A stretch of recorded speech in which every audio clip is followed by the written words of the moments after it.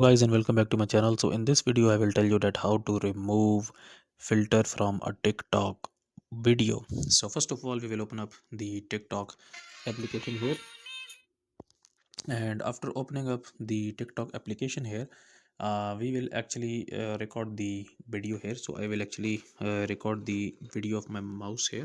So we will actually tap on this plus icon here, and after this you will type on the effects option here. Okay, let me just tap on the effect option here. Tap on the effects option here, and here you can see different types of effects here. Okay, like this one and this one and this effect here. Now if you want to actually remove the effect, you will actually tap on the effect again.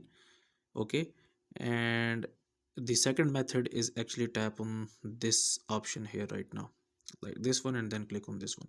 So that's how to remove the filters from the TikTok application. So guys, if you find this video useful, kindly like this video and subscribe to my channel, and I will see you in the next video.